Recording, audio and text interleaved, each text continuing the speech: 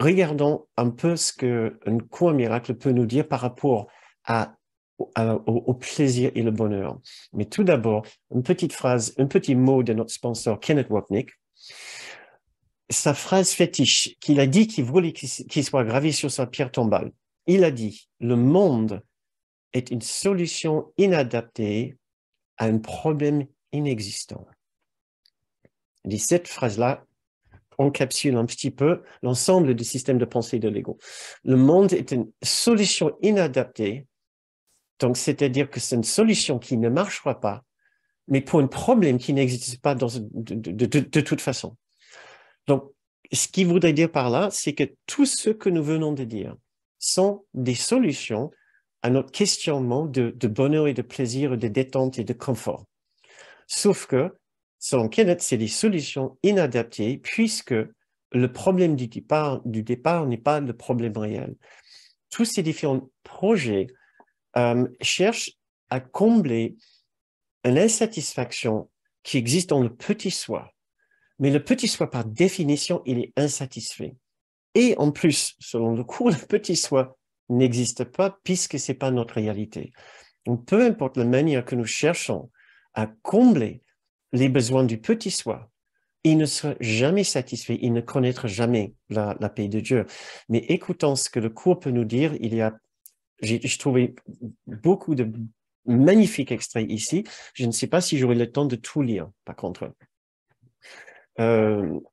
Premier extrait qui vient de la leçon 20. Tu veux être heureux, tu veux la paix. Tu ne les as pas maintenant, parce que ton esprit est totalement indiscipliné et tu ne peux pas distinguer entre la joie et le chagrin, entre le plaisir et la douleur, entre l'amour et la peur. Tu apprends maintenant comment les distinguer et ta récompense sera grande, en effet. Donc, il nous dit d'abord, tout au début de au livre d'exercice, nous avons vraiment un problème important pour comprendre la différence entre joie et chagrin, plaisir et douleur, amour et peur. Maintenant, dans cet extrait, il contraste le bonheur du ciel avec le bonheur de la terre. Le ciel reste le seul alternative à ce monde étrange que tu as fait et à toutes ces voies, à ces motifs changeants et à ces buts incertains, à ces plaisirs douloureux et à ces joies tragiques. Dieu n'a pas fait deux esprits, le ciel étant l'heureux effet de l'un et la terre le triste résultat de l'autre, qui est l'opposé du ciel à tout point de vue. Donc, selon notre guide en qui nous avons confiance, notre guide Jésus, ce monde est l'opposé du ciel à tout point de vue et ne pourrait pas possiblement nous satisfaire. Je continue avec cette juxtaposition entre la terre et le ciel. Nul ne désire la douleur, mais il peut penser que douleur est plaisir. Nul éviterait son bonheur, mais il peut penser que la joie est douloureuse, menaçante et dangereuse. Excusez-moi, ça c'est plutôt un autre extrait sur la confusion qui peut régner dans notre esprit par rapport à la douleur et le plaisir. Maintenant, un passage que j'estime un petit peu plus dur par rapport à ce qu'est ce monde et ce qu'il pourrait véritablement nous offrir. Et il nous prévient, il dit, il faut avoir beaucoup appris pour reconnaître, un, et accepter, deux, à la fois, le fait que le monde n'a rien à donner. J'aime bien cette phrase, la façon dont il le construit déjà. Il faut avoir beaucoup appris, donc s'être beaucoup préparé pour A, reconnaître et B, accepter à la fois le fait que le monde n'a rien à donner. Pouvoir, renommée, argent, plaisir physique. Qui est le héros, entre guillemets, à qui appartiennent toutes ces choses? Pourrait-elle signifier quoi que ce soit, sauf pour un corps?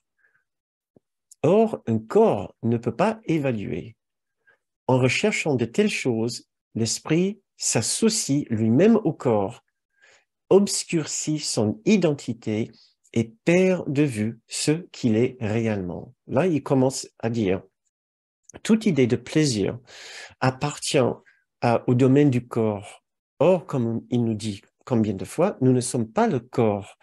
Nous ne pouvons pas, nous ne, nous ne pouvons pas connaître le bonheur à travers le corps. Un enseignement, ah oui, voilà.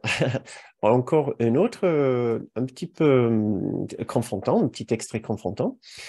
Le Saint-Esprit ne te demande pas que tu sacrifies l'espoir des plaisirs du corps. Le Saint-Esprit ne te demande pas que tu sacrifies l'espoir des plaisirs du corps.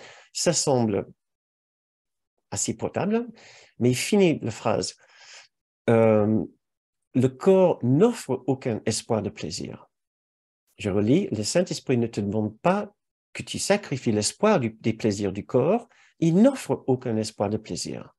Donc je trouve qu'il nous commence à enlever les gants ici, il veut vraiment nous secouer, puisque nous savons à quel point nous pensons que nos corps peuvent être un véhicule de plaisir. Mais par contre, jamais, à aucun instant, est-ce qu'il nous dit qu'on doit faire le moindre sacrifice de ses rêves et de ses projets. Je continue à lire. Une fois que cette confusion s'est produite, il devient impossible à l'esprit de comprendre que tous les plaisirs du monde ne sont rien. Mais quel sacrifice, et c'est certain sacrifice, tout cela entraîne.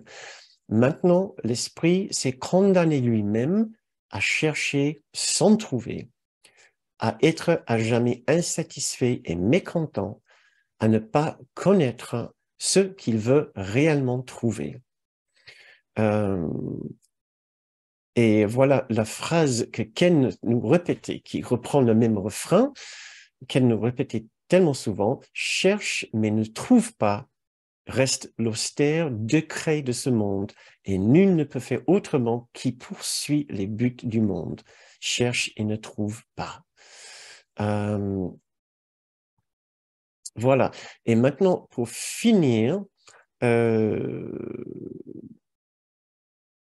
bon, pas tout à fait pour finir, il nous aide à comprendre pourquoi est-ce que le corps n'est pas capable de nous procurer le bonheur et le plaisir que nous cherchons. C'est à cause du fait que nous assimilons notre identité au corps, le fait que nous pensons nous sommes un corps, or, nous ne pouvons pas véritablement être un corps, nous restons toujours l'esprit du Christ. Je vous lis, il est impossible de chercher le plaisir par le corps sans trouver la douleur.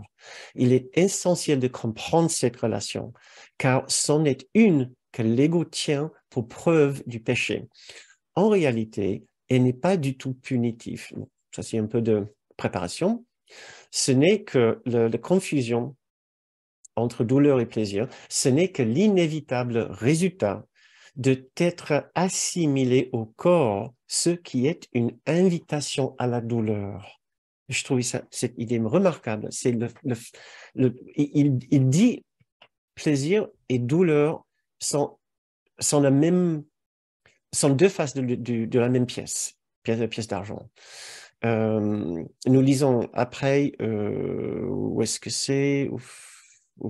Bon, je ne sais plus où c'est maintenant.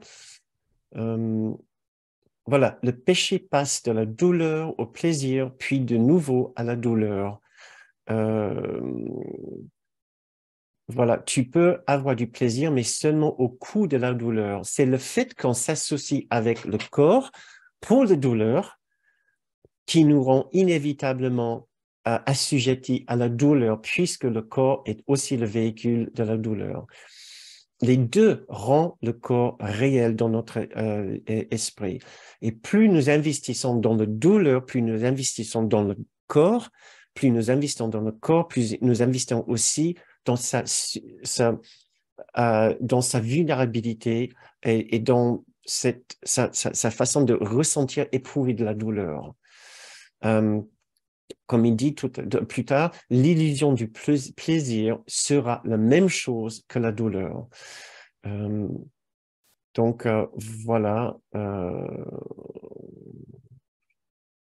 Et une dernière petit extrait que je trouve encore assez assez difficile, mais je tiens à vous donner la bonne information, si vous voulez, sur le vrai enseignement sur le cours, le vrai enseignement de Kenneth Wapnick. Et Jésus, il nous choque un petit peu, puisqu'il sait à quel point nous sommes investis, mais incroyablement investis dans ce monde, donc dans ce passage. Il nous supplie de croire que ce monde ne peut pas nous offrir ce que nous voulons vraiment. Ce monde ne pourrait jamais nous offrir les trésors du ciel, les dons de Dieu. Et tant que nous continuons à penser que ce monde peut nous offrir le bonheur, le plaisir, un refuge en dehors du ciel, nous n'allons jamais chercher à, à éveiller notre esprit à la vérité de ce que nous sommes et là où nous sommes et à notre place au sein de ce ciel magnifique. Donc, voici le passage de la leçon 128 qui est assez dur. Le monde que tu vois n'a rien dont tu aies besoin à t'offrir, rien que tu puisses utiliser d'aucune façon, ni quoi que ce soit qui serve à te donner de la joie. Crois cette pensée et tu es sauvé d'années de misère, d'innombrables déceptions et d'espoir qui tournent en cendres amères de désespoir. Il n'en est pas un qui ne doive accepter cette pensée pour vraie s'il veut laisser le monde derrière lui et s'essorer par-delà sa mesquine portée et ses petites voix. Voilà, je pense que je vous ai donné tout ce que je dois vous donner en tant qu'enseignant de l'école de Kenneth Wapnick sur un cours miracle. Et je crois sincèrement que cela est vrai. Tout cela est vrai. Et si cela ne semble pas possiblement, pas, ne, vous semble impossible, je dirais c'est parce que nous n'avons pas l'habitude de vraiment voir ce monde pour ce qu'il est, et surtout que nous avons oublié les extraordinaires dons de l'esprit, l'extraordinaire paix qui est dans notre esprit, la joie que nous pouvons ressentir en laissant tomber notre investissement dans ce monde et en cherchant les traces de ce bonheur profond qui vient du souvenir de l'innocence, la sainteté, la perfection de ce que nous sommes dans notre esprit réel.